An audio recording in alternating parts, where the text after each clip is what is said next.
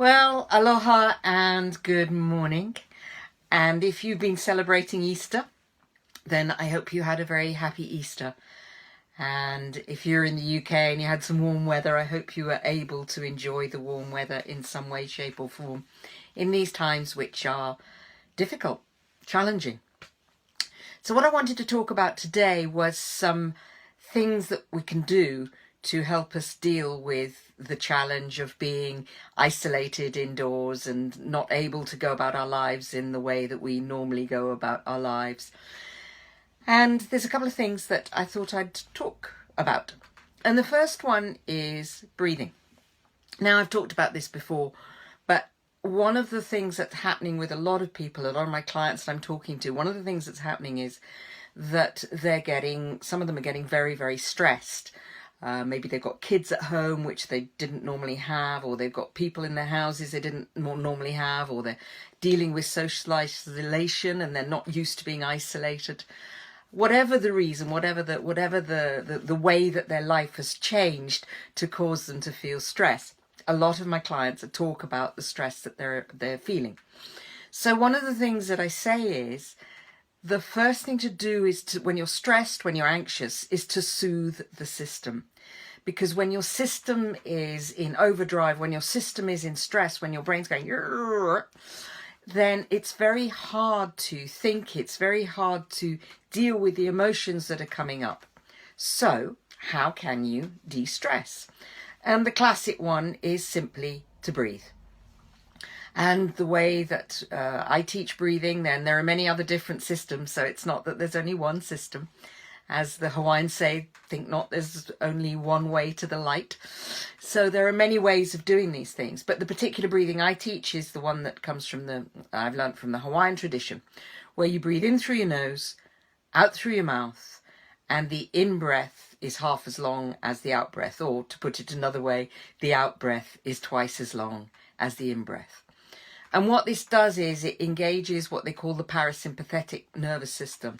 If the sympathetic nervous system is fight or flight or freeze as well, but the sympathetic nervous system is about doing something about the threat, the parasympathetic nervous system is the so anything that engages the parasympathetic nervous system, the is going to be useful. So let's do it together. Breathing in through your nose, out through your mouth, out breath twice as long. And I'm going to use a count of 2. You can use a count of 2 and 4, 3 and 6, 4 and 8, depends how much lung capacity you've got. But I'm going to use a count of 2, and make sure that you don't do it too fast. I once did it with a group of engineers. I used to teach on an MBA course for engineers, and we had a kind of retreat thing for them, and I taught them this. I taught them too fast, and a couple of them ended up hyperventilating. You don't want to hyperventilate, so make sure it's slow enough. So let's go. In through your nose, out through your mouth. In, out,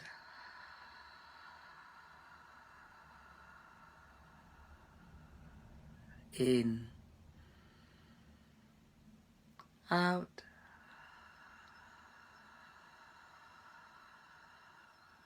in, out,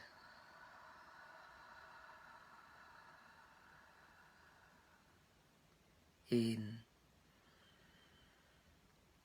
out,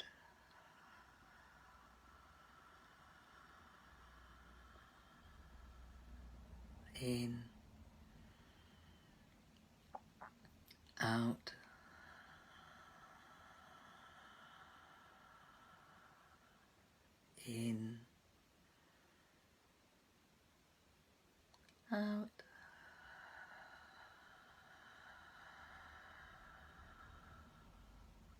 in, out,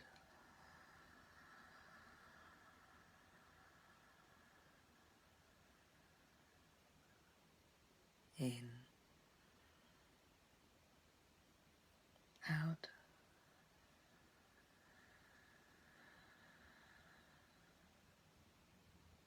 in, out.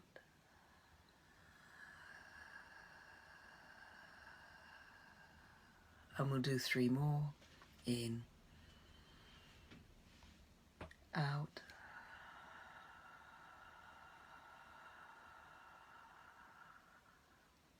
In, out.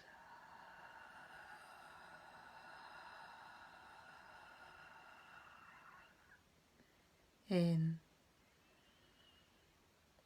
out.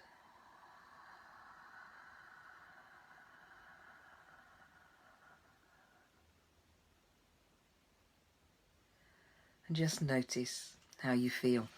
Now, what sometimes happens when people first start breathing in this way, you can feel dizzy. If you feel a little bit dizzy, just stop. Just give yourself a moment and then go back into it. The more you do it, the easier it becomes and the less likely it is that you're being dizzy. The thing is that for most of us, we're not used to doing real proper deep breathing and our bodies don't quite know how to cope with it, especially if you're a smoker. And especially if you're stressed, because when we're stressed, we breathe more shallowly. So this is a way of starting to breathe deeply. And yep, that much oxygen coming in, it can make you feel a little lightheaded. But that's normal when you're starting to learn how to do it, and it will pass. As I said before, you can choose your count. It can be 2 and 4, it can be 3 and 6. Find what works for you. I will be putting out a longer meditation where we'll do it together for 10 minutes. So that's an opportunity, that'll be an opportunity for you to see what happens when you do it over a longer period. And I really, really do recommend it. As I say, it's a great way of reducing stress. I do it before I get up in the morning. When I'm just coming awake, I just spend a couple of minutes doing that. It just prepares me for the day, opens me up for the day. If I'm feeling stressed, I'll do it. I do it before anything that's important, because in the Hawaiian system, that's what you do. You breathe before anything that's important, because breathing is important. So it's a really, really valuable tool. So that's hard breathing. And as I say, there are plenty other systems. The real thing is getting your breath in deeply and making the out-breath twice as long as the in-breath. Those are the key things to engage the parasympathetic nervous system. And unlike other systems, you don't pause. Some systems you pause at the top, or you pause at the bottom. You pause on after the in-breath, or you pause after the out-breath. You don't with that. It's a continuous breath. So that's the hard breath.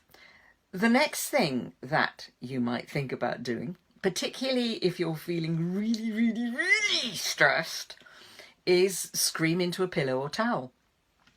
And all you need to do is roll up a towel or scrunch up a pillow, put your head in it and just scream into it so that other people can't hear. It's a great way of releasing stress. Very simple. I learnt it I learnt it originally when I went to psychotherapy, but I relearnt it from the lovely Annie Stoker. And it's incredibly helpful if you've just got something that you want to get off your chest.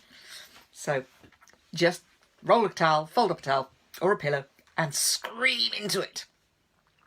Another one, and again, this is from the psychotherapists use this a lot, is getting a baseball bat or a stick or something and beating a large cushion or pillow with it. Just preferably don't beat it so hard that all the feathers come out if it's a feather one, or all the foam comes out if it's a foam one. But it's just a really good way of expressing the emotion and getting the emotion out of you. Dance, move. When we move, we shake it off. Animals in the wild, if they've had a stressful experience, if they've been attacked by a lion or whatever, they will actually, particularly if they go into freeze mode, they will, once the danger is past, they will get up and they will literally shake it all off and then walk off. So dancing or some kind of movement where you're shaking it off, you're shaking it out, can be really useful for getting rid of some of that excess stress. Sitting still is probably the worst thing that you can do for stress. If you're feeling stressed, move. It will really help. And if you've got depression going along with the stress, because they often do go hand in hand, movement is so important for depression. I've been through clinical depression myself, as you may know, and one of the things that was least easy to do, most difficult to do, was to get myself out from under my duvet and go walking, even go down and make myself a cup of tea.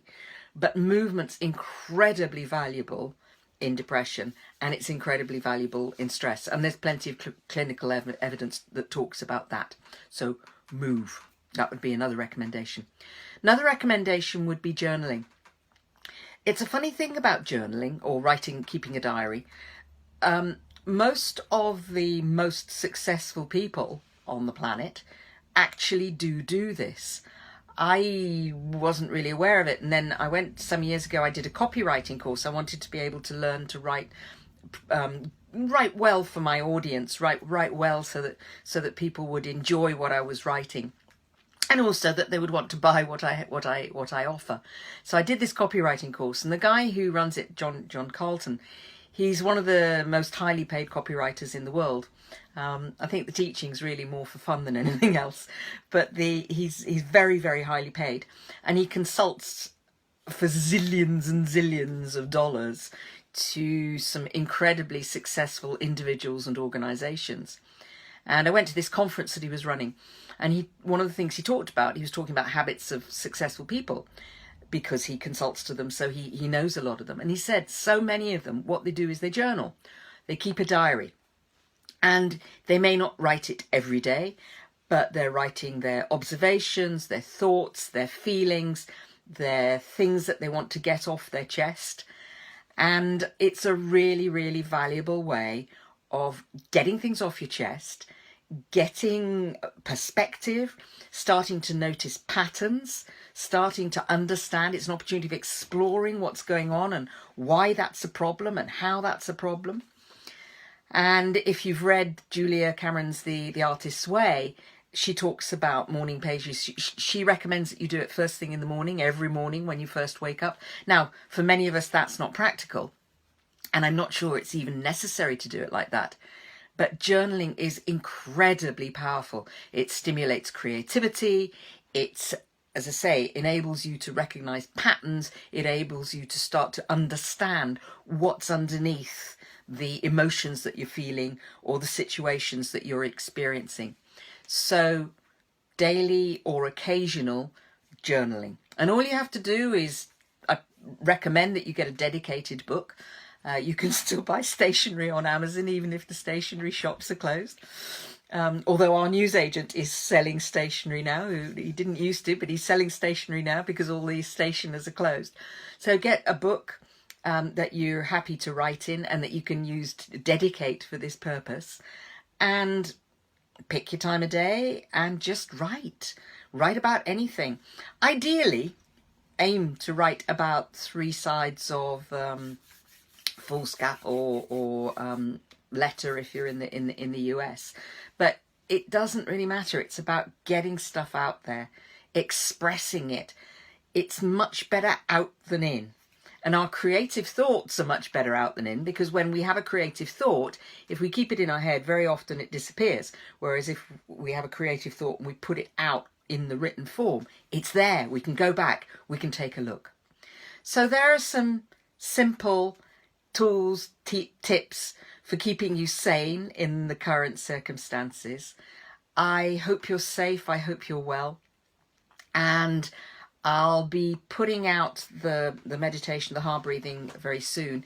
The other thing that I'm going to do, and this is for the ladies who are watching, I have a Facebook group, Secret Art of Huna for Powerful Transformation, and I'm going to I'm in the process of doing it right now. I'm turning my one-day Huna Live into an online version, and I'm going to be offering it, I think, next week. Set myself a deadline, so I'm going to be offering it in that group. So if you're a woman and you want to take advantage of that, sign up for the Secret Art of Huna for Powerful Transformation. Sign up for the group. Join the group. There's a couple of questions you have to answer before you get let in, but it's fairly straightforward. And I will be running it, and it will be free to people in that group. and we'll see how we go. It's going to be free because I'm doing it as a pilot. I want to see how it works, and then if it does work, I'll probably turn it into something a little more formal. But for the group, it's going to be my gift to women in the secret art of the secret art of Huna for powerful transformation. It's a Facebook group, so just dig around on Facebook. As I say, go well, stay safe. If you need to talk, secretartofhuna.com/diary. You can book a call, or you can Facebook message me and say what the issue is and what you'd like help with. And I really am available to you at this time. Lots of love. Aloha. See you soon.